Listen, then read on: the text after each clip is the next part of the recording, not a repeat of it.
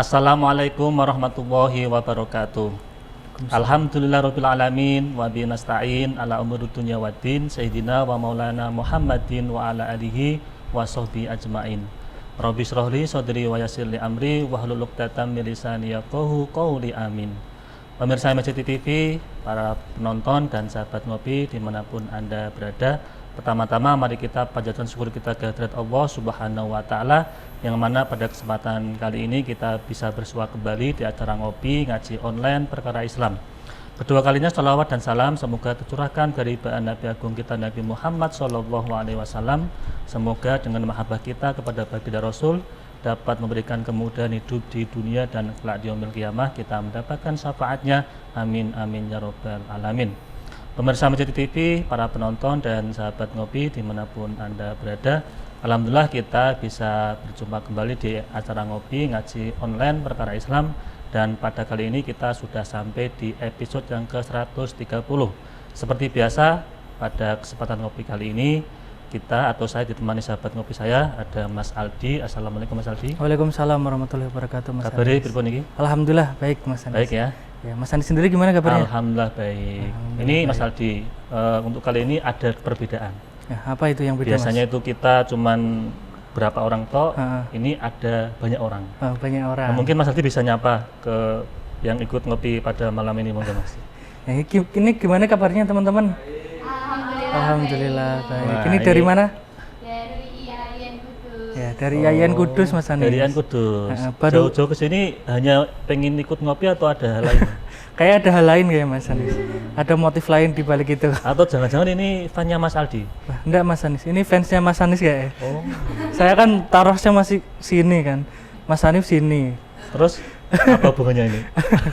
Terkenal kan Mas Anis sudah mau balik juga. Di kalangannya apa?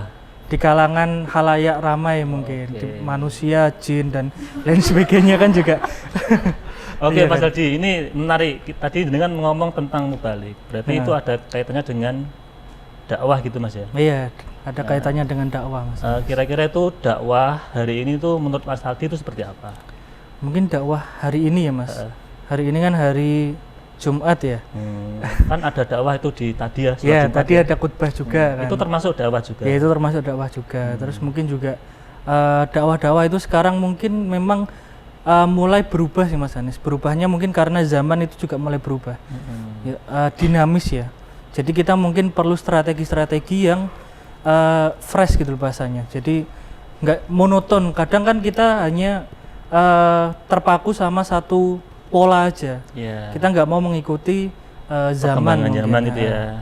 Apalagi sekarang sudah marak di dunia digital kan. Iya, dunia dakwah digital. sekarang tidak hanya manual datang ke jamaah, tapi juga bisa lewat YouTube, Iya, kemudian lewat medsos YouTube, gitu ya. TikTok gitu. Nah, itu apakah termasuk juga salah satu strategi dakwah Mas Aldi? Mungkin seperti itu Mas Anis. Jadi mungkin kalau kita pengen lebih jelas ya Mas Anis, ini mungkin kita langsung undangkan praktisinya Mas Anis. Oke, ini praktisi langsung nih Iya, ya. praktisi dari seorang dai muda lah, dan milenial gitu lah. Masih muda, milenial juga sering dakwah kemana-mana gitu ya. Iya, kemana-mana. Oke, kita panggil Mas ya. Ya, kita panggil aja Mas Anis. Nah, untuk Ustadz Solekuladi, silakan bisa gabung dengan kami. Monggo. Ya. Monggo. Assalamualaikum. Waalaikumsalam. Monggo Binara. Monggo. Iya. Alhamdulillah. Mungkin Ustadz, ini ketemu lagi kita ya. Ya. Setelah berapa minggu kemarin kita ngopi, sekarang ngopi lagi. 2 atau 3 minggu kayaknya. Oh gitu. Sudah 4 minggu. Dan kemarin dengar-dengar dengan dakwah ke Jakarta itu apakah benar Tad? Mendakwahi siapa ini? Di Jakarta. Mendakwai orang-orang. Oke Ustadz, tadi Ya. saya dengan Mas Aldi itu ngobrol tentang kaitan dengan dakwah. Kemudian kita bahas juga tentang strategi dakwah untuk hari ini. Ada yang sifatnya itu masih manual, datang ke jamaah atau jamaah datang ke guru. Ada juga yang sifatnya itu sudah digital, lewat YouTube, lewat medsos, itu kan termasuk strategi dakwah. Nah, menurut jenengan apakah ada strategi dakwah yang saat ini bisa untuk dilakukan? Karena kan pendakwah itu kan tidak hanya mubalik saja kan tadi ya. Iya. Ada juga mungkin orang biasa juga bisa berdakwah kan gitu. Nah, ini apa gimana Tat? Ada strategi khusus dari dakwah untuk saat ini, apakah ada perbedaan dari dulu? Mungkin untuk memulai kita pengen tahu juga sih Ustadz, esensi dari dakwah itu nanti seperti apa gitu loh. Baru nanti tadi siapa yang harusnya dakwah gitu. Monggo Ustadz. Ini saya tak nyapa dulu boleh? Boleh, Oh, boleh. Soalnya saya lihat ini banyak manusia. Nah, kalau kemarin-kemarin itu Sepi ya. manusia lain. Manusia lain. Makhluk halus. Assalamualaikum ya. Tak sapa dulu ya. Nggih, nggih. Assalamualaikum. Waalaikumsalam. Ini kurang kurang semangat. Assalamualaikum warahmatullahi wabarakatuh. Waalaikumsalam warahmatullahi wabarakatuh. Sekali lagi ya. Assalamualaikum warahmatullahi wabarakatuh. Waalaikumsalam. Hamdan wa syukurillah nahmaduhu wa nasta'inuhu wa nastaghfiruh wa na'udzu billahi min syururi anfusina wa min sayyiati a'malina may yahdihillahu fala mudhillalah wa may yudlil fala hadiyalah. Asyhadu an la ilaha illallah wahdahu la syarikalah wa asyhadu anna Muhammadan 'abduhu wa rasuluh la nabiyya ba'dah. Qala Allah ta'ala fi kitabil karim a'udzu billahi minasyaitonir rajim bismillahirrahmanirrahim wa'tasimu bihablillahi jami'a wa la tafarraqu. Yang saya hormati tim kru dari Ngopi ya, khususnya Mas Anis dan juga Mas Aldi, dan juga kepada audien ini yang ada di sini yang luar biasa ini dari IAIN ya. Iya. Jauh-jauh dari Kudus ini. Oh ya, IAIN Kudus. Dan khususnya kepada para pemirsa MAJT TV, para pecinta ngopi ya, para pecinta ngopi yang ada di Saantoro, khususnya Jawa Tengah dan juga Indonesia pada umumnya yang saya cintai. Nah, ini adalah metode muqaddimah dakwah. Oh gitu. Jadi bisa salam 3 kali, bisa salam 1 kali, ataupun setengah kali. Setengah kali gimana itu? Assalamualaikum. Oh, iya. Nah, Setengah itu kan, kali. itu setengah kali. Itu metode dakwah. Jadi sebetulnya begini, kalau tadi Mas Anis dan juga Mas Aldi menanyakan tentang bagaimana itu dakwah, ya dakwah itu apakah kita semua wajib berdakwah gitu kan? Ya, kita itu wajib berdakwah. Bahkan begini, ketika ada kita lahir ya, lahir pertama kali di dunia, itu ayah kita, abah kita, bapak kita itu langsung azan. Allahu Akbar, Allahu Akbar itu. Itu kan berarti Itu dakwah. bagian dakwah juga. Iya, bagian dari dakwah. Itu Menyeru gitu. menyeru. Itu implementasi dari ayat surat apa? Surat An-Nahl ayat 125. Ud'u ila sabili rabbika bil hikmati wal mau'izatil hasanati wajadilhum billati hiya ahsan. Ini salah satu penggalan ayat itu, bahwa kita itu diminta untuk menyerukan kembali kepada Allah. Kembali kepada Allah tuh wujudnya apa? Ya, ud'u ila sabili rabbika bil hikmah, dengan mengajak untuk beriman kepada Allah. Jadi mulai sejak bayi kita sudah mendapatkan seruan itu. Lantas ada sedikit pertanyaan begini. Kalau sudah besar kemudian kita juga punya kewajiban untuk berdakwah? Iya, karena setiap individu, setiap kaum muslimin itu punya kewajiban untuk berdakwah. Jadi setiap kita punya kewajiban berdakwah. Salah satunya itu tadi. Makanya dalam hadis Nabi yang diriwayatkan oleh Imam Bukhari, balighu anni walau ayah. Sampaikanlah ya, sampaikanlah dari apapun yang kamu ketahui tentang dari saya, ilmu tentang dari saya itu walaupun satu ayat. Nah, ini kan ini jelas bahwa dari kata balighu itu kan mengandung amar. Jadi sampaikanlah. Nah, ini makanya wajib bagi kita semua untuk berdakwah. Lah, berdakwah apakah harus di panggung? Apakah harus di mimbar Jumatan? Kan yang putri nanti nggak bisa Jumatan. Bukan. Jadi berdakwah itu bisa, contohnya kalau mahasiswa itu kan lagi nongkrong ngopi ya, ngopi di kafe begitu kan. Cucu langsung adzan itu. Cucu adzan. Tuh ada sholat tuh. Oh iya. Oh ya, nggak langsung adzan Mas. Ngopi dulu. Ada suara adzan. Takbir gitu kan. Allahu Akbar, Allahu Akbar. Bukan takbir yang Allah Akbar, bukan itu ya. Tapi itu kan bubarkan. Nah, itu bubarkan kan ya. Tapi kita takbirnya yang bagus. Allahu Akbar, Allahu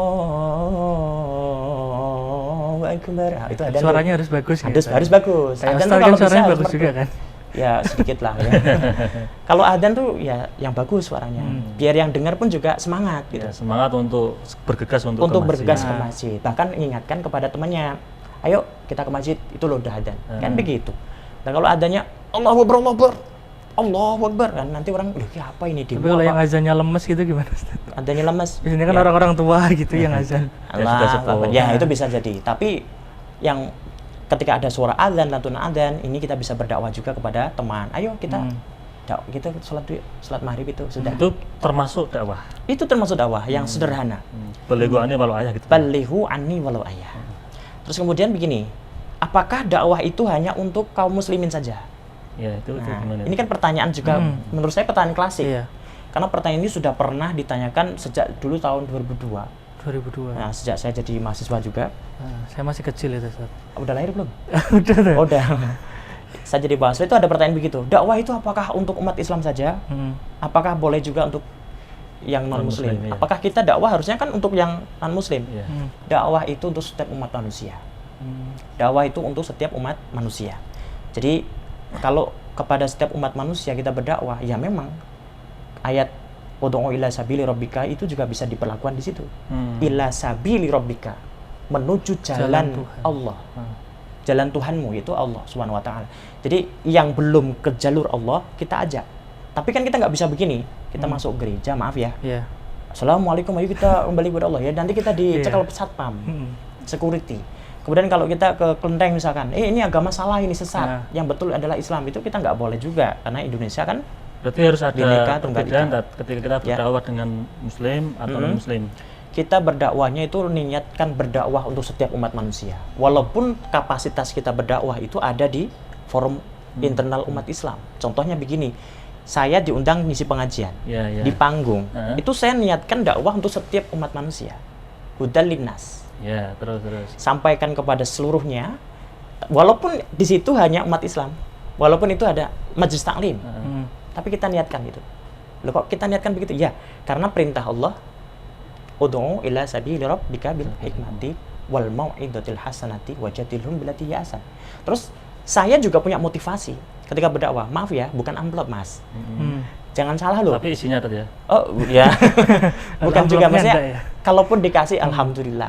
Kalau tidak jangan berharap. Karena niat kita dari awal kan sudah lillahi ta'ala. Karena itu kan bukan tujuan utama ya tadi. Bukan tujuan utama. Karena saya ingat di dalam surat Al-Imran ayat 104. Wal takum minkum ummatu yad'una ilal khairi wa ya'muruna bil ma'rufi wa yanhauna 'anil munkar wa ulaika humul muflihun.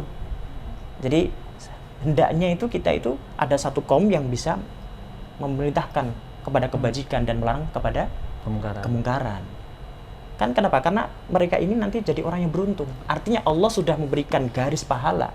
Jadi kita belum start aja udah niatnya udah dapat pahala. Ini pasti mau dakwah pahala. Kalaupun ada sangu transport lah, kita terima alhamdulillah. Kalau enggak masalah. Kalau ada yang di sana, maaf, yang di luar sana misalkan, loh kok nggak ada amplopnya? Loh, emang tujuannya itu. Tujuannya itu dakwah itu ya harus kita tata. Makanya dalam karakteristik dakwah itu kan ada ilmu, ada ilmu, ada takwa, kemudian ada tawadhu, kemudian yang terakhir adalah ilmu dan ikhlas tadi ya. Ikhlas belum. Jadi ada ikhlas, kemudian ada ilmu, kemudian ada hilmu, kemudian ada takwa, dan juga yang terakhir adalah tawadhu. Jadi seorang dai itu harus tawadhu, harus terima. Itu yang di apa ya, yang sudah ada di dalam diri seorang pendakwah gitu. Iya, 5 hal itu harus ada pada diri pendakwah. Kalau sudah ada ikhlas, nggak ada amplop nggak masalah. Oke. Nggak ada minuman nggak masalah, tapi ini ada minuman, ada kopi, alhamdulillah kan gitu.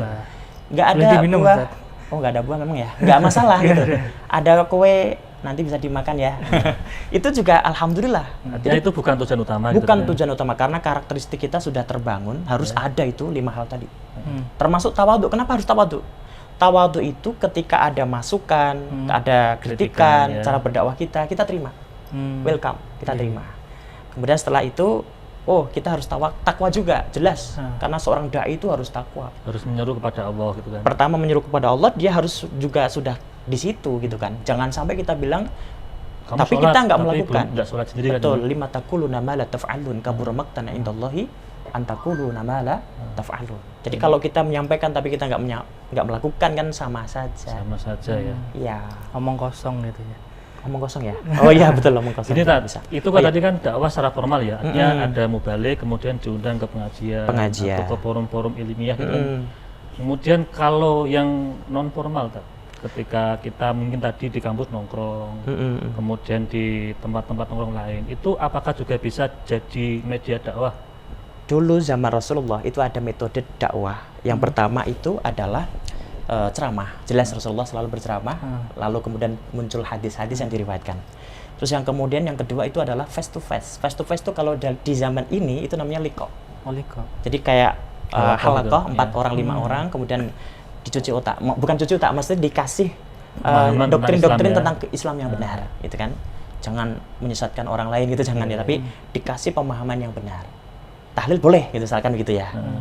Selawatan nggak apa-apa, malah afdol. Jangan dikatakan ini bid'ah, nggak boleh. Itu namanya liqa. Terus kemudian musyawarah. Musyawarah itu adalah kita saling tukar pengalaman tentang pemahaman agama. Kalau dulu zaman Rasulullah musyawarah itu kan persoalan lingkungan kemudian disewankan kepada Rasul. Tapi hari ini tidak. Kita musyawarah saling memberikan argumentasi. Kita cakap dalam bidang apa misalkan. Diskusi gitu. Mas Aldi tentang filsafat.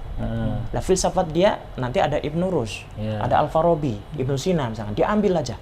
Kemudian aku punya filsafat para tokoh kita. Nah, terus kemudian Mas Anis itu ternyata ahli fikih.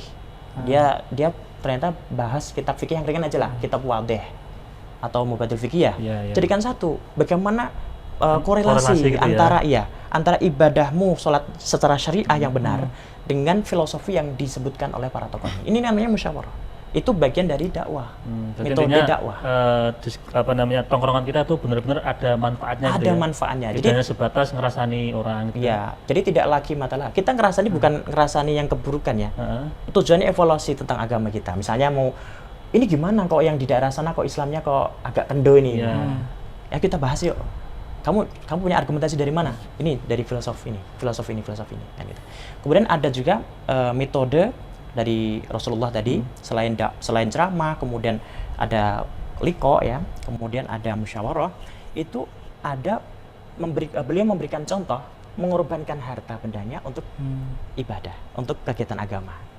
Dijual rukonya, dijual rumahnya untuk perjuangan Islam.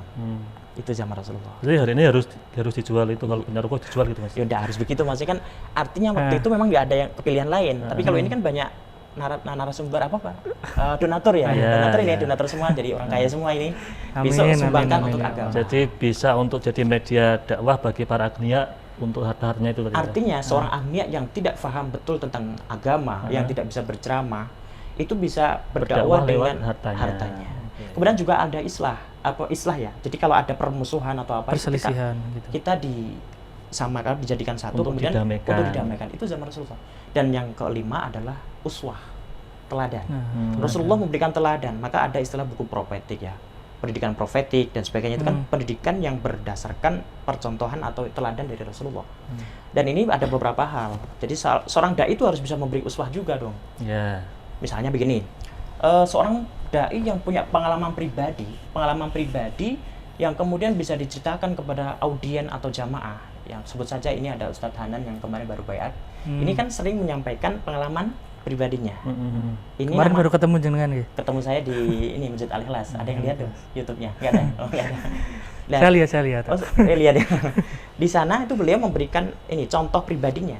Saya itu dulu waktu jatuh dan sebagainya, waktu saya percintaan dengan calon istri, dengan tidak pacaran, harus ta'aruf dan sebagainya, tidak pernah berduaan, itu kan dicontohkan secara pribadi, pernah dialami langsung. Makanya itu istilahnya namanya dalam istilah ilmu dakwah itu adalah direct purposeful experience. Artinya itu sebagai iktibar bahwa ada seorang yang punya kehidupan yang harus kita tiru gitu mungkin. Iya betul, direct purposeful experience itu adalah metode uswah yang kita sampaikan ke audien itu berdasarkan pengalaman pribadi saya. Pengalaman hidupnya ya. Iya, pengalaman pribadi. Ada juga yang tidak modal begitu, mungkin tidak disampaikan secara tidak dialami sendiri, tapi dia memberikan contoh orang lain. Cerita orang lain gitu ya. Experience, ya. Contrived experience. Jadi semacam ini hampir mirip-mirip lah dengan pengalaman dia atau pengalaman saya, tapi mencontohkan orang lain. Itu namanya metode uswah yang kedua. Dan yang ketiga adalah dramatized experience. Apa itu? Jadi itu mendramatisir, memalsukan, ya bukan memasukkan, itu kayak menceritakan tapi yang tidak sebenarnya. Tetapi tujuannya ya untuk ya kayak anekdot lah contohnya, anekdot, kemudian ada kisah-kisah lucu-lucu yang ada tidak jok lucu itu ya. Jok lucu yang kadang-kadang dikarang sendiri, tapi itu mendramatisir istilahnya. Tapi apakah itu boleh ketika kita berdakwah menyampaikan kebenaran tapi ada kebohongan di situ? Nah, ini yang perlu kita kaji ya. Kalau sebagian dari beberapa pendai yang ada yang kita temui itu nggak masalah, tetapi ada yang sangat hati-hati. Kalaupun cerita lucu pun jangan berbohong. Jadi yang sudah pernah dialami, contoh kalau zaman Rasul kan ada Nuaim gitu kan, Nuaim kan lucu itu. Tahu Nuaim ya? Ada yang tahu? Nuaiman itu ya. Nuaiman itu kan dia itu orang yang suka menghibur Nabi. Jadi ketika Nabi sedang duduk santai begini lagi merenung ya, memikirkan urusan umat gitu, tiba-tiba dia datang, Assalamualaikum gitu kan, gitu ya. Waalaikumsalam, siapa itu? Nuaiman. Oh ya, masuk. Ya Rasul, ini tak kasih buah, tak kasih macam-macam lah gitu. Oh gitu. Lah ini untuk siapa? Untuk Rasulullah. Tapi maaf Rasul, ini belum dibayar gitu kan. Itu kan nyelekit ya, jengkel juga kan. Lah ini contoh lucu juga. Dan itu cerita yang sebetulnya memang ada, nyata gitu memang kan. nyata, dan itu bisa dibuat contoh. Jadi kadang-kadang kita membahagiakan orang lain pun boleh lah.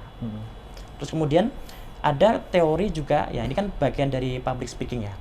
Teori dari timur dari barat ya. Bukan. Dale Carnegie itu dari mana itu? Nah, Dale Carnegie itu punya buku yang di situ tuh isinya itu adalah untuk selalu memuji orang lain. Jadi jangan sampai kita menjatuhkan orang lain.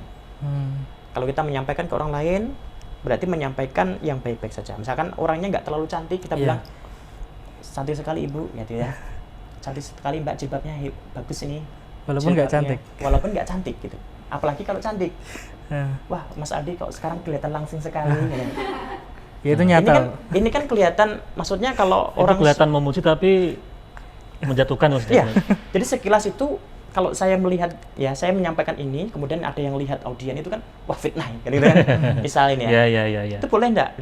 Nah ini kadang boleh, kadang tidak. Tapi tujuannya untuk membahagiakan Mas Aldi atau untuk memberikan motivasi supaya dia itu biasa tetap merubah semangat itu pola makannya, pola tidurnya, gitu kan, supaya bisa tambah terus bobotnya gitu ya. Oh ya, janganlah. Itu adalah, itu boleh enggak? Boleh saja. Boleh ya? Boleh. Jadi seperti halnya, Assalamualaikum warahmatullahi wabarakatuh. Wah hadirin wal hadirat, wah kelihatan kok ceria semua, pada wongnya gini kok. Itu boleh enggak? Lihat tujuannya biar dia senyum. Iya. Wah kok kelihatan ceria semua ini, kelihatan menyindir bahagia. halus ya mungkin ya. Padahal orangnya lagi gini ya. Gitu kan? Jadinya dia bangun. Ini contohnya. Itu kan jadi metode-metode yang direct ya, selain yang langsung kita praktekkan di dalam panggung ataupun dalam sebuah media untuk kita berdakwah. Gitu kan. Lah ini cara klasik ya, ceramah. Tapi ceramah sekarang juga bagus-bagus kok. Ada kalanya metode dakwah itu dengan cara kita memberikan slide. Memberikan slide-slide itu boleh. Boleh lah? Boleh. Dan itu, wah nanti audiennya gimana? Mbah-mbah tua Yaudah kita kasih cerita lucu lah. Kita hibur dengan cerita. Jadi tergantung audiennya gitu tadi. Tergantung audiennya. Kalau misalkan audiennya anak-anak TK kan beda lagi ya tadi. Apalagi zaman sekarang itu kalau berdakwah, wah banyak variasinya. Dakwah kok nyanyi, boleh enggak? Dakwah kok buat film. Dakwah kok di angkringan. Kan kemarin kan ada tau puasa itu di angkringan digarap seperti film gitu kan. Boleh enggak itu? Boleh gitu. Ini bagian dari metode dakwah secara modern atau di zaman disrupsi ini. Itu bukan kategori bid'ah saja. Iya. Bid'ah enggak itu? Ya bid'ah. Tapi kan ini bukan ranah syariah. Bid'ah hasanah. Bid'ah yang bukan ranah syariah loh ya. Iya. Kalau sholat ditambahi itu bid'ah. Maghrib 3 jadi 4. Isya 4 dikroting 2. Istri 1 jadi 4 boleh. Kalau itu itu enggak bid'ah itu. boleh aja boleh kalau ya. Adil ya. Kalau adil, tapi Mas Aldi belum dapat kok udah bilang 1 4 aja ya. belum. Kalau jenengan mungkin oke ya. Ya, enggak juga istri saya Tonton nonton istri nanti. Oke, tadi ini menarik sekali tentang dakwah harus bagaimana kita berdakwah di hari ini kan itu ya. Betul. Nah, kan masalahnya kan gini. Saya Mas Aldi kan ini bukan pendakwah kan gitu. Jadi kalau misalkan harus sesuai dengan tadi dengan sampaikan kan agak kesulitan kan. Nah, bagaimana sebagai orang awam itu harus punya motivasi dakwah biar kita tuh bisa ya minimal ada hadis Nabi tentang khairun nas anfa'un nas itu bisa tercapai di dalam diri kita, itu gimana itu? Gitu ya pertanyaannya. Begini. Wah, kita nggak punya seni, kita nggak punya kemahiran dalam berdakwah. Kita nggak punya ini. Gimana ini? Terus saya harus bagaimana ketika orang lain seperti ustadz-ustadz terkenal itu bisa ceramah dengan enak, dengan lugas. Terus kemudian saya yang nggak bisa apa-apa, terus saya harus bagaimana menyampaikannya? Maksud saya apalagi kemarin nggak ikut PKD. Apalagi nggak ikut PKD. Oh iya, nanti ikut PKD tahun depan insya Allah ada. Malah dikasih sepil ya. Jadi begini, ada sahabat Nabi yang mendengarkan Rasulullah berkata atau bersabda begini. Jadi an Abi Sa'id Al-Khudri qol sami'tu Rasulullah sallallahu alaihi wasallam yaqul man ra'a minkum munkaran falyughayyir biyadihi fa illam yastati fa bilisanihi fa illam yastati fa biqalbihi wa dzalika adhaful iman. Dan ini kan hadis yang tujuannya bukan untuk seorang pendai yang hebat, tapi untuk setiap orang. Setiap Man ra'a orang, minkum iya. munkaran. Siapapun Yang melihat kemungkaran. Contohnya teman kita lagi tidur di masjid, kita bangunkan, itu sudah berdakwah. Bangun, ini sudah waktunya sholat duhur. Itu loh sudah mulai diadzani. Kalau kamu nanti nggak bangun-bangun, nanti kamu yang disolat dulu. Nah, itu kan ini dakwah yang santai saja gitu. Maaf bangun. Nah, kemudian temennya dipercikin air, atau pas waktu ngobrol-ngobrol begini, ngopi-ngopi, kan Mas Anies kan hobi ngopi nih. Ngopi di mana kopi-kopi yang keren-keren, yang agak mahal-mahal gitu ya. Ini juga nih Mas Aldo. Ini dua orang ini cocok ini, ahli ngopi semua itu. Nah, pas di sana ngopi-ngopi itu ngobrol gitu. Tahu nggak? Ternyata ya, pondok pesantren bla bla bla ini ada masalah misalnya. Ini gimana cara untuk menangkisnya supaya pesantren itu bisa tetap baik? Nama pesantrennya, baik gitu nama pesantrennya. Tapi kalau pas pesantren yang oknum ini tidak menjadi presiden buruk dan membuat yang lain menjadi buruk juga kan. Kita ngobrol gimana itu juga bisa berarti dakwah. Terus kemudian ada yang ngomong pesantren itu semuanya jelek, nyatanya begini-begini. Ini hanya satu contoh pesantren yang buruk sudah diungkap oleh media, berarti pesantren yang sana juga kita lindungi. Ya, ini kita yang menangkal itu kan gitu ya, kita berdakwah gitu. Berarti kita berdakwah sesuai dengan kapasitas kita juga ya Ustaz. Betul, sesuai dengan kapasitasnya dan tidak harus mahir di dalam berdakwah. Kayak termasuk tadi kan, harus ada apal dalil itu gimana? Ya nggak harus hafal dalil. Yang penting itu ada kemampuan untuk memberikan kebaikan kepada orang lain. Ya, yang penting dia paham dalilnya, walaupun dia tidak hafal dalilnya. Paham dalilnya, namun tidak hafal lafaz dalilnya. Jadi ngomong kita harus jadi pemimpin. Bahwa pemimpin itu pernah difirmankan Allah bahwa setiap orang itu menjadi pemimpin di dunia. Dalilnya adalah di dalam Al-Qur'an. Nah, ini. Cari sendiri kan? Cari sendiri. Padahal ada di surat Al-Baqarah ayat 30. Dalilnya wa idh qala rabbuka lil malaikati. Kan tidak hafal dia. Ya enggak usah disebutkan. Nanti tewas diucapnya salah. Artinya gini, jadi kita ngomongnya aja gini aja.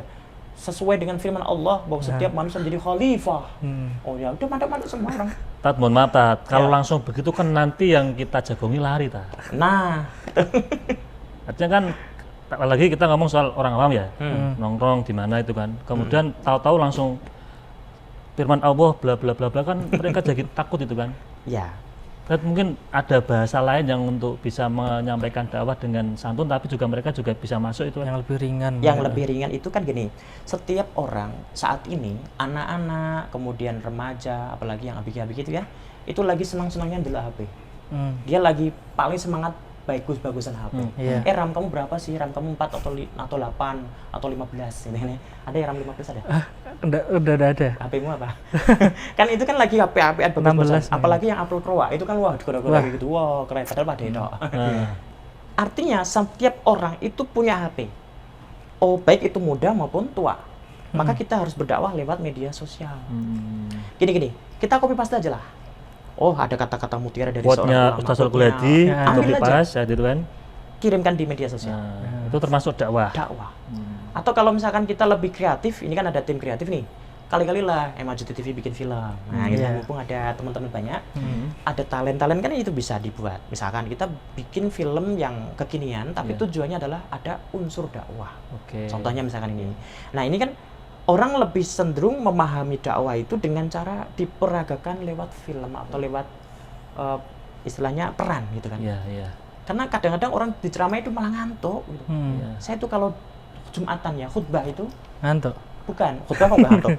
Saya kalau khutbah itu setiap jamaah yang saya lihat itu pasti begini. Itu mending ngantuk Tat. Ada lagi yang diceramai itu malah panas. Badannya panas semua itu kan. Iya.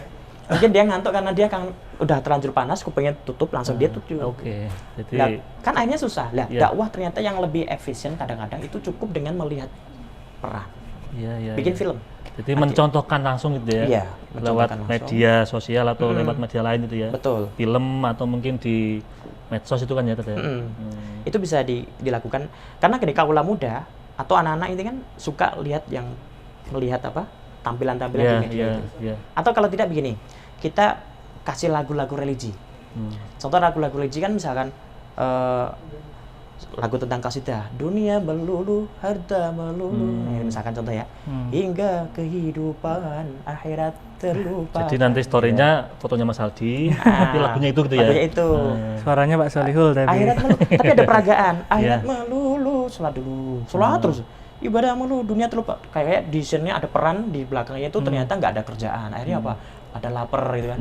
Hidupnya merana kan itu. Ada lagunya, ada peragaan orang. Orang tuh lihat itu, oh ternyata begitu ya. Berarti kita nggak usah Tapi mikirkan. lebih mengena itu ya. Iya, oh, ini maksud dari hadis i'mal lid dunya kaka'annaka ta'ishu abada wa amal li akhiratika ka'annaka tamutu ghada. Wah, ini pas nih sesuai dengan pikir saya. Oh iya iya kan gitu. Jadi sekarang tuh metode dakwah hari ini itu harus lebih bervariasi dan lebih mengutamakan kebutuhan masyarakat. Jadi kalau masyarakat dipaksa duduk seperti ini anteng 5 jam, nggak akan betah. Kelakuan masuk dunia lain itu. Betul. Ya. YouTube kalau ada kata-kata yang jauh, misalkan ini filmnya lama ya, tapi bukan film dakwah lama gitu, di scroll. Saya sendiri aja kalau lihat kultum lama tak scroll pelakunya.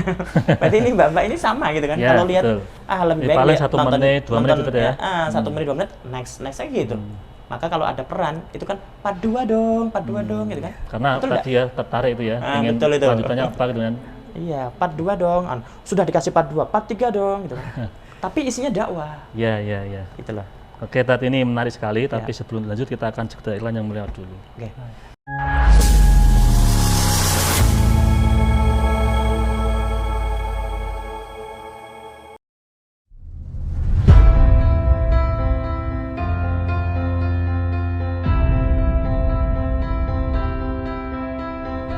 Masjid Agung Jawa Tengah kini hadir dengan berbagai pelayanan dan fasilitas yang membanggakan. Berdiri di pusat bumi Jawa Tengah, masjid ini semakin kokoh menciarkan ajaran agama Islam, tidak hanya di kancah lokal dan nasional, tapi juga internasional.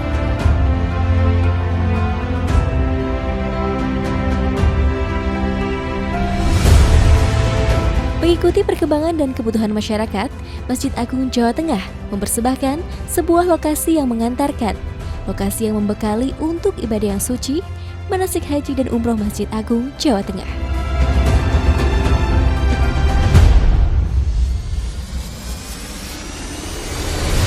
Dilengkapi replika bangunan Ka'bah, Bukit Safa dan Marwah, beserta area manasik yang luas, maka lokasi ini tepat untuk menjadi pilihan Anda melakukan proses manasik sebelum melaksanakan ibadah yang suci. Dengan 2 pintu gerbang utama, sistem keamanan yang sudah modern, area parkir yang luas semakin memudahkan Anda dalam beribadah maupun kenyamanan dan keamanan selama proses manasik berlangsung. Hal penting lainnya adalah kemudahan akses untuk penginapan Hotel Geraha Agung, akses oleh-oleh Semarangan dan Jawa Tengah, tempat beribadah yang nyaman, juga akses wisata kota Semarang untuk sekedar memanjakan mata, menikmati hamparan kota dari atas menara. Tentunya, ini semua demi pelayanan yang mengedepankan kepuasan Anda sebagai pelanggan. Dengan berbagai macam kelebihan tersebut, maka lokasi manasik di Masjid Agung Jawa Tengah layak menjadi pilihan Anda sebelum melaksanakan ibadah yang suci ataupun untuk proses pendidikan putra-putri kesayangan.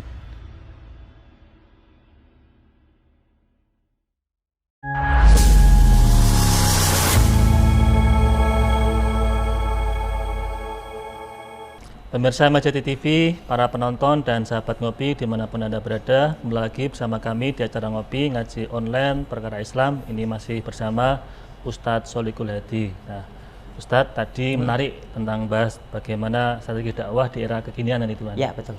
Nah, sekarang kita bahas tentang dakwah di masa lalu, terutama di masa Rasulullah. Kira-kira dulu sejarahnya itu bagaimana Rasulullah berdakwah itu? Rasulullah berdakwah itu pertama kali kan sembunyi-sembunyi.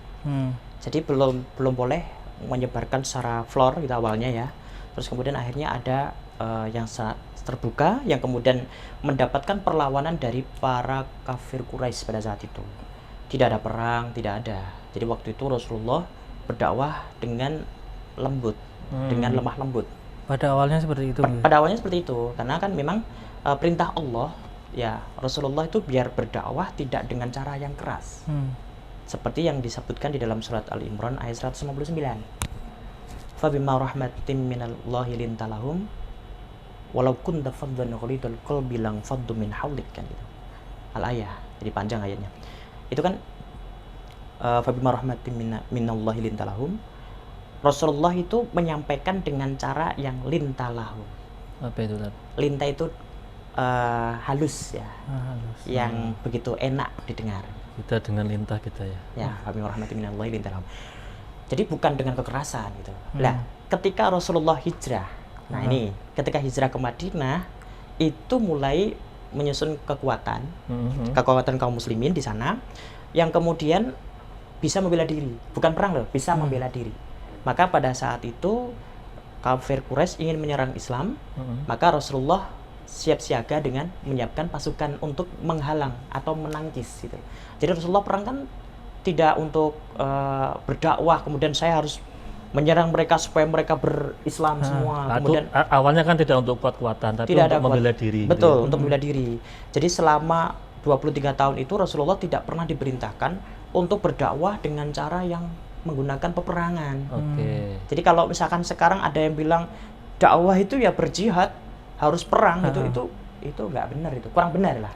Karena Rasulullah menggunakan perang itu hanya sebatas sebagai perantara dakwah, bukan inti dakwah gitu. Bukan tujuan utama. Bukan tujuan utama dakwah, perangnya itu bukan menjadi sesuatu yang utama. Dan itu pun perang karena memang ada yang darurat itu ya? Ya, itu darurat. Kan ada 3 hal yang membuat Rasulullah perang ya. Ini kalau dalam sejarah Rasulullah perang 27 kali. 27 kali ya. Nah, ini kan yang pertama itu Rasulullah melakukan peperangan karena membela agama Islam, karena kaum muslimin mau diserang. Ini contohnya itu perang Uhud, perang Badar, sama perang Khandaq. Ini kan contoh perang ketika Rasulullah membela. Jadi jangan sampai mereka itu menyerang Islam gitu kan. Terus kemudian yang kedua itu perang karena kafir Quraisy itu sudah tidak lagi menghargai atau menepati perjanjian. Itu sudah keterlaluan gitu ya? Iya, ini ada perjanjian tapi dilanggar, maka itu terjadi perang. Nah, seperti perang Khaybar, kemudian ada perang Mu'tah gitu kan. Nah, kemudian yang ketiga itu karena untuk ini nameng, istilahnya menggagalkan rencana kaum kafir Quraisy untuk memusuhi atau menghabisi Islam. Ya, seperti perang apa itu? Perang Tabuk ya. Perang Tabuk ini kan salah satu yang dilakukan oleh Rasulullah ketika menghalangi rencana busuk kafir Quraisy untuk menghabisi Islam. Jadi gini, image yang ada, Rasulullah itu tidak ingin perang ini menjadi sebuah hal yang utama di dalam media dakwah. Media dakwah itu 5 hal tadi. Dengan cara yang qaulan ma'rufa, qaulan layyina, kemudian qaulan maisura, kemudian qaulan sadida. Sadida loh, bukan syadida loh. Sadida itu yang adil, yang tepat gitu. Kemudian ada qaulan baligha, yaitu sesuatu yang disampaikan itu bisa masuk di dalam hati yang tidak bisa lepas gitu kan, sudah oh ini saya membekas sekali, mengena sekali. Seperti kalau di sini kan ada para kiai khas yang ketika kita datang itu beliau ceramah itu wah nyambung gitu. Itu kan qaulan baligha. Ini kan hal-hal yang disebutkan dalam Al-Qur'an. Artinya dengan cara yang soft atau halus itu ya? Bukan fisik, antar fisik gitu ya? Fisik itu karena darurat. Kalau nggak ditangkis ya kita hancur, kita nggak ada sekarang. Makanya waktu itu kan 3 hal tadi itu memang sebuah alasan atau reason ya Rasulullah melakukan peperangan. Bukan berarti dari awal ayo sahabat kita langsung perang hari ini karena kita dakwahnya perang. Nggak ada. Itu berarti dulu Rasulullah perang apakah sebagai bentuk dakwah juga? Media, sebagai perantara saja. Wasilah untuk dakwah. Wasilah. Jadi gini, dakwah Islam bisa terancam ketika umat Islam diserang, dihabisi oleh kafir Quraisy. Nah, pada saat itu Rasulullah nggak ada pilihan. Ini selain kalau nggak perang nggak bisa ini kita pasti kalah. Pasti kita diinjak-injak. Kalau kita nggak berani nyerang, misalkan kita diserang kemudian kita nggak berani diam saja, yo kita hancur. Betul, seperti yang sudah dialami kaum muslimin pada saat di Mekah. Jadi perang ini terjadi ketika Rasulullah sudah hijrah loh. Ke Madinah. Di Madinah loh, ketika sudah bisa menyusun kekuatan. Jadi dulu di Mekah nggak ada peperangan. Nggak ada peperangan, justru Rasulullah diminta untuk bersabar. Jadi seluruh sahabat-sahabatnya kan disiksa. dicemooh, kecuali kalau yang punya nama itu kan paling paling cuma dikucilkan. Tapi kalau yang nggak punya nama, kaum minoritas atau kaum yang nggak terlalu kaya misalkan itu kan, atau nggak terhormat, itu kan diterantai, dilempari kotoran dan Dicambuk. sebagainya, dicambuk. Bahkan Rasulullah kan sering Lempari batu. tapi disuruh sabar. Tapi Waktu di Mekah. waktu di Mekah, Kemudian begitu pindah ke sudah Madinah, hijrah di Madinah, mulai perang-perang. mulai menyusun Iya, kekuatan, iya. Karena ada bahaya dari musuh kan gitu ya. iya. Oke, Tat. Sekarang kalau perang dalam Rasulullah kan itu tadi. Hari ini relevan nggak perang itu sebagai media dakwah? Nggak ada. Kecuali kalau kita memang dimusuhi, sudah jelas ada negara ataupun kekuatan lain yang menyerang Islam di Indonesia harus dimatikan semua. Nah, kita wajib perang. Fisabilillah, mati syahid. Tapi Takbir, kalau menurut gitu. jenengan hari ini perang itu bukan suatu solusi untuk berdakwah. Kalau hari ini memang nggak ada perang kan? Jadi Kan ada juga kan yang menggembor-gemborkan tentang jihad, kemudian harus kemana, negara mana biar nanti bisa ikut nah, perang itu itu kan. dia. Makanya kan kita harus menjelaskan kepada publik ya, kepada seluruh masyarakat yang menonton acara ngopi ini ya. Perang ataupun jihad yang seperti digembur-gemburkan oleh sahabat kita gitu kan, yang di sebelah sana, itu tidak serta-merta sesuatu yang kita benarkan. Kenapa? Hari ini tidak ada perang. Di Indonesia ini kalau dikatakan negara yang kafir misalkan ya, atau pemimpinnya kafir, itu keliru. Pemimpinnya itu Islam. Semua aturan Islam diterapkan di sini. Contoh haji diurusi negara. Menikah itu diurusi negara loh. Buku nikah itu menyelamatkan istri loh, betul enggak? Nah, kalau ada istri misalkan suami meninggal atau Itu nggak ada suami, yang tahu Tat, karena belum pernah. tapi dia tahu gitu. Oh gitu. Iya, iya. Kakaknya ada yang menikah kok, tetangganya temannya udah ada yang menikah kan. Nah, itu kan ada buku nikah. Siapa yang ngurus? KUA. Minimal orang tuanya juga Ya, menikah. kan? KUA itu siapa? KUA itu adalah pemerintah kan begitu. Artinya pemerintahan hari ini di Indonesia terutama ini Muslim gitu. Artinya ya memang Islam kan, Pak Presiden kita Islam, Yeah. menteri-menterinya menteri agama juga khusus Islam. Ini haji sekarang diurusi di tanah suci, itu pun juga semuanya berkaitan dengan aturan-aturan Islam. Artinya kan negara kita sudah Islami. Sudah Islami. Jadi nggak usah diperangi lagi. Nggak gitu usah kan. diperangi. Kalau ada negara itu negara kafir, wah ini orangnya itu orang yang apa? Yang apa itu yang pokoknya kafir, tidak bisa menjadi orang Islam. Nah, Itu mungkin tidak. bacanya kurang fasih gitu. Bacanya kurang fasih, di cemooh, dibully ya. Kalau kurang fasih, ya kita kasih masukan, Pak. Boleh dong kita ngaji bersama kan gitu. Malah enak itu loh, lebih halakoh lah gitu kan. Nggak ada. Jadi kalau misalkan hari ini bilang perang adalah jihad, betul. Tapi tidak di sini. Di negara Islam yang sedang diserang. Contoh Palestina. sahabat kita di Palestina. Monggo datang aja ke sana, tidak apa-apa. Lillahi ta'ala lah. Jangan menggembur-gemburkan perang di sini. Karena Iya. di sini Kalau tidak pengen ada. perang, monggo silakan ke sana. Jadi gitu ya. sekali lagi media dakwah Rasulullah itu, perang itu bukan sesuatu yang utama, tapi ini karena nggak ada pilihan pada saat itu, Islam terdesak harus melawan. Kalau tidak, Islam nggak akan besar sampai hari ini. Oke, Ustadz, terkait dengan dakwah kan, Mm-mm. apakah kan gini, jadi ada statement begini, ketika kita pengen jadi orang baik, kita harus ikut kelompok, ikut komunitas, ikut organisasi, Hmm. sehingga nanti kebaikan kita tuh akan bisa lebih baik lagi, atau termotivasi untuk baik. Mungkin juga ada hadisnya kan juga Ustaz tuh. Oh, yang ya? almar'u ala dini khalili itu. Nah itu hadisnya udah hafal. Nah, itu gimana tuh? Kayaknya itu tuh apa ya? Karena begini kan, hari ini kan cenderung banyak, apalagi anak-anak milenial itu kan Ya. lebih individualis. Betul. Pokoknya di kamar main HP sudah. Betul Tapi gitu nggak ya. mau ngumpul-ngumpul, nggak mau Kumpul ikut. aja main HP tuh. Tuh lihat tuh. Oh gitu. Iya. Artinya kalau dikatakan sekarang itu individualis, buka HP sendiri-sendiri, ya memang begitu Zamannya seperti ini ya. Tapi kan gini, walaupun HP ada di tanganku, aku tetap bersamamu kan gitu Ya, toh. iya. Kan sekarang begitu. Tidak apa-apa. Tetapi individualis yang dimaksud Mas Anies mungkin tidak lagi berorganisasi, Ya, fokus ya. ke buku, tugas-tugasnya. Kan ada mahasiswa yang kutu buku itu, yang pakai kacamata, ya kan? Ini mantan kutu buku ya. Ya enggak lah. Saya orang yang recel, syah. Yang tidak sama gitu. Tapi ada orang yang pakai kacamata, orangnya fokus ya, rapi gitu. Enggak, ayo Atau ikut jangan-jangan organisasi, ini nggak mau. jenengan sama Mas Adi juga kutu buku semua ini. Ya. Pakai kacamata maksudnya loh. Mungkin ya, tapi saya nggak kutu buku, saya buku kutu. Ya, kalau ada yang seperti itu, bagaimana? Ya, kita kumpul dengan organisasi-organisasi seperti ini kan ada Risma ya. Risma JT ya. Risma JT contohnya. Kalau Risma kan banyak ya di masjid-masjid yang lain. Iya. Tapi kalau yang jelas ada organisasi yang besar, ini di Risma JT, seluruh santri atau seluruh remaja, entah itu siswa ataupun mahasiswa, boleh bergabung asal belum menikah, gitu kan? Iya toh? Asal belum menikah boleh bergabung di Risma JT. Contohnya begitu. Ini kan untuk supaya di sini, ayo kita bersama-sama ngaji, kita berdakwah. Ya, artinya Kita bersama-sama ngajak. untuk berbuat baik gitu ya. Betul, ngajak ke yang lain, bikin share flyer misalkan, dikasihkan ini nih, ayo daftar Risma, ini juga bagian dakwah. Karena kan di sini nanti ada ngaji setiap malam, apa malam Sabtu contohnya. Ah, ini, Ya. ini malam Sabtu ini ya. Ya ini malah. Ini ngaji nih malam Sabtu ini. Ini juga ngaji gitu. Ini malam Sabtu malam Sabtu. Oh ya. Ya, berarti gini saja. Jadi benar ya kata orang begini. Kan ada ya juga mengatakan begini. Peradaban suatu wilayah atau suatu zaman itu tergantung pada tongkrongan anak mudanya. Betul.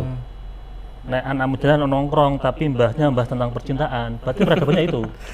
Ya. Tapi mbah tentang mungkin sejarah, perekonomian, dulu Rasulullah bagaimana, ya nanti kedepannya akan seperti itu. Atau apa benar itu? Ya gini, seperti yang pernah disampaikan oleh proklamator kita dulu. Ini kan kita memang udah bahas sejarah ini ya.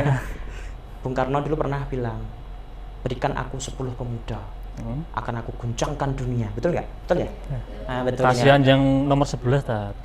Enggak Kan 10 tahun 10 saja minimal. Minimal ya ya. Tapi Kalau banyak lebih kalau baik ya. banyak lebih hebat lagi gitu kan. Nah, terus kemudian dipeleset ke 10 berarti kan sepak bola kurang 1 kan. Tapi sebetulnya ini adalah sebuah kinayah. Ya, sebuah kinayah bahwa 10 pemuda saja itu bisa mengguncangkan asalkan positif. Kebaikan-kebaikannya. Contoh kalau misalkan kumpulnya remaja-remaja, kemudian para pemuda ini berdakwah ya, kumpul bareng bahas tentang negara misalnya. Iya, iya. Mas Aldi tiba-tiba gini, ini ada buku tentang negara ini bagus nih. Wah, aku kok prihatin dengan bangsa kita yang mudah diadu domba misalkan gitu.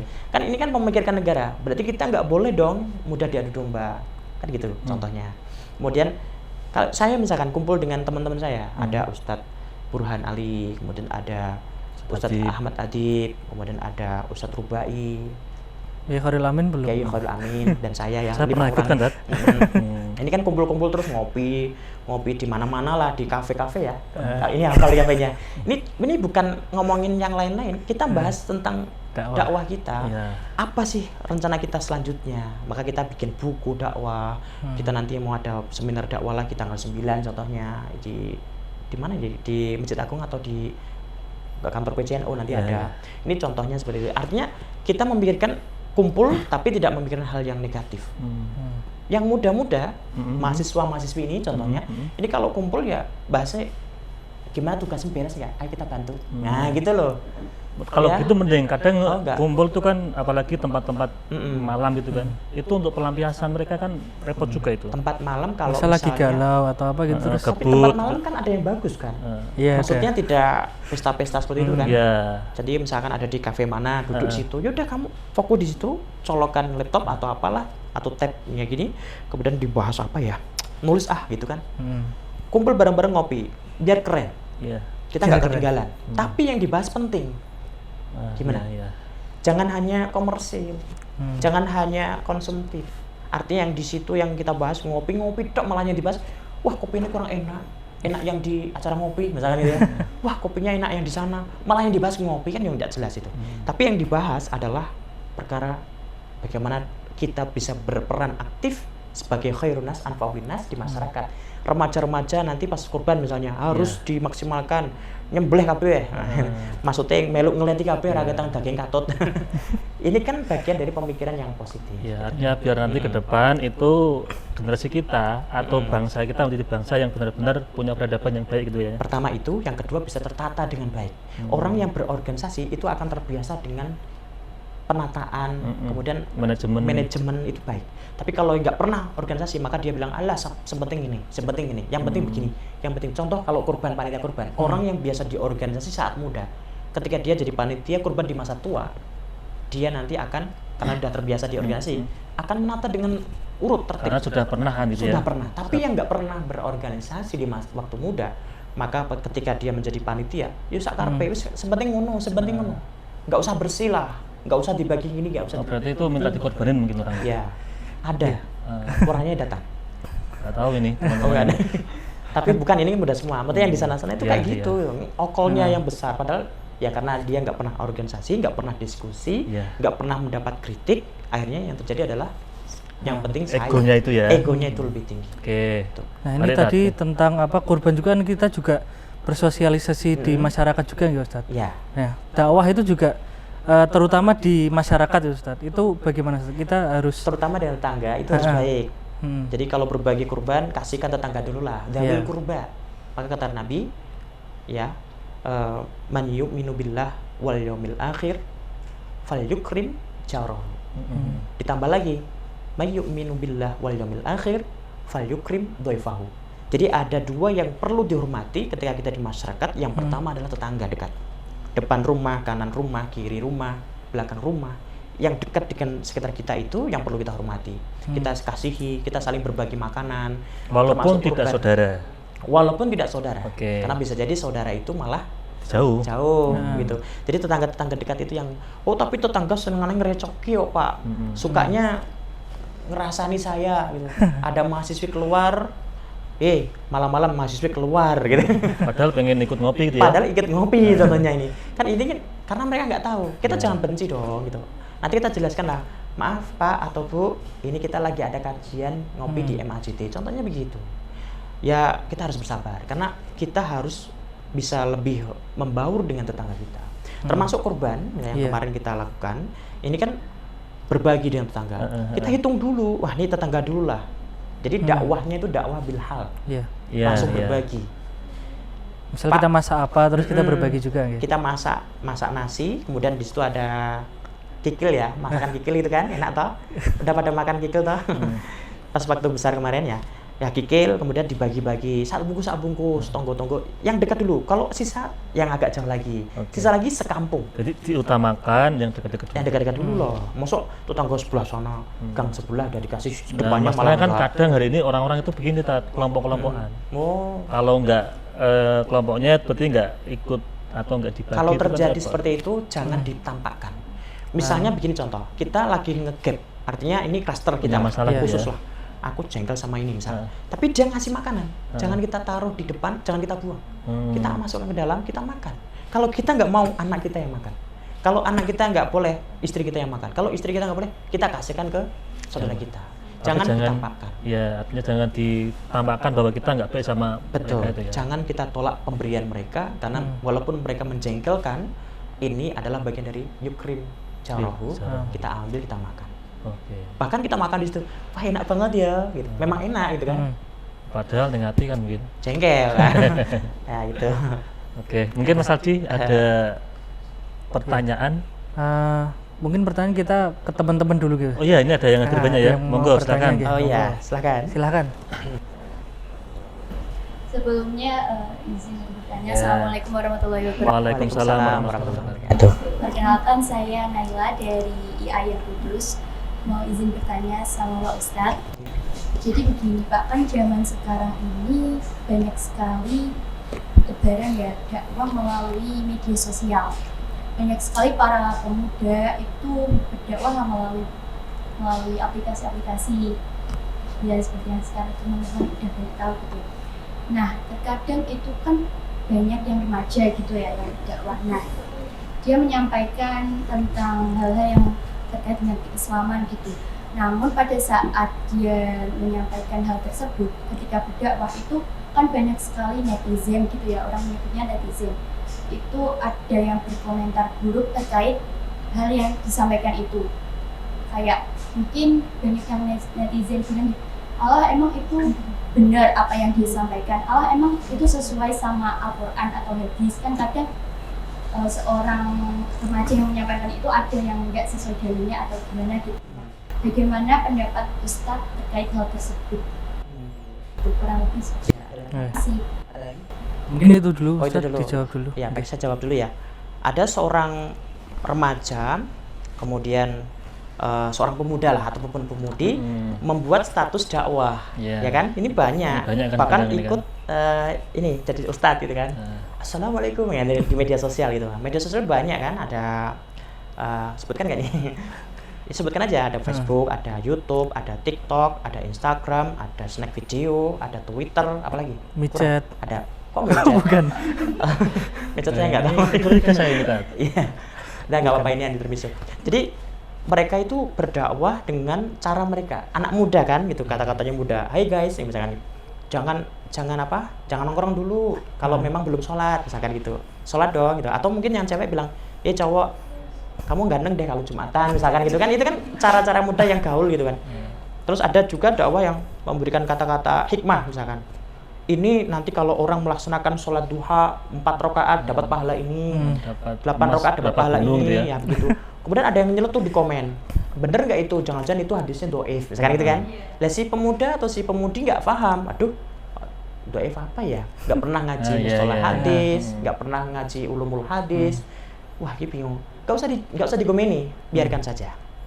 Wah, itu bid'ah itu nggak pernah ada zaman Rasulullah, biarkan saja. Karena ini kan masuk dalam kategori perdebatan. Padahal wajadilhum billati hiya ahsan. Kalau kita nggak mampu mendebat, kita diam. Karena biasanya kalau orang yang mau mendebat itu kan dia harus punya argumentasi, punya ilmu lah. Punya ilmunya lah. Kalau kita nggak punya ilmunya, awalah diam aja. Makanya pentingnya bagi para remaja, bagi para pemuda itu untuk ikut kajian yang benar, yang tepat. Jangan kajian-kajian yang aneh-aneh, ya. Termasuk ngopi ini ya. Termasuk ngopi ini termasuk tepat. Termasuk nanti kalau ada majelis taklim, ikuti majelis taklim, gitu kan? Dengan ustadz-ustadz yang jelas sanad ilmunya. Dia mondok di mana gitu. Bukan ustadz yang mendadak jadi ustadz, habis jadi artis jadi ustadz misalnya ya. Ada yang benar, ada yang nggak begitu gitu kan. Tapi saya nggak mengatakan lebih salah. baik kita ya. berhati-hati. Kita hati-hati aja. Jadi kalau kemarin itu ya, kita kalau ketika sudah buat konten dakwah, ada yang nyinyir itu nggak usah ditanggapi. Karena apa? Karena kita nanggapi, kalaupun kita benar kita juga masalah. Kenapa? Karena kita bertarung istilahnya. Kalaupun kita salah, tambah salah lagi gitu kan. Mendingan kita diam. Tapi kalau kita buat konten dakwah itu niatnya nyindir gimana, Ustadz? Nggak apa-apa. Mungkin nanti diprivasi ke dia tok itu. Nggak apa-apa kan. Itu bukan dakwah lagi. Itu bukan dakwah, itu sensitif ya. Sentimen itu. Boleh. Sering ya? Laku ya. Itu benar itu curahan hatinya tadi. Iya, nggak apa-apa kalau hanya nyindir-nyindir itu nggak apa-apa. Berarti intinya kita boleh dakwah di media sosial, bahkan dianjurkan ya? Dianjurkan, karena zaman ini itu kan memang ada 3 hal. Yang pertama dakwah dengan seni, yang tadi di awal sudah saya sampaikan sedikit. Di antaranya itu adalah nyanyi, religius, kemudian bikin film, drama. Terus kemudian yang kedua adalah dakwah dengan media cetak, bikin tulisan di media sosial boleh, terus kemudian buku, kemudian jurnal, koran, ya, surat kabar. Kemudian ada yang ketiga itu adalah dakwah dengan media elektronik, misalkan medsos. Kemudian ada YouTube, TikTok dan sebagainya. Medsos itu kita bisa bikin apapun lah dakwah kita dengan versi kita. Dengan kita menjelma jadi 5 orang kan bisa. Sekarang kan bareng ngomong gini, terus kita jadi gini kan, itu bisa kan? Nah ini bisa kita perankan. Tujuannya untuk dakwah isinya. Ini boleh-boleh saja. Karena ini memang di era sudah zamannya seperti ini. Zamannya memang sudah seperti itu. Kita harus siap ya. Ini tuntutan zaman. Gitu. Oke. Mungkin Mas Aldi ada dari ini ada pertanyaan juga, Ustadz, tentang kalau kita berdakwah ya, Ustadz, kalau kita menyampaikan, tapi isi materinya itu teori-teori atau perkataan-perkataan para filosof misalnya, yang notabene itu orang non-muslim gitu, itu kira-kira boleh nggak, Ustadz? Kita ambil baiknya, kita ambil baiknya untuk menjadi sebuah hikmah. Jadi tidak mengklaster dulu. Artinya itu boleh diambil? Boleh.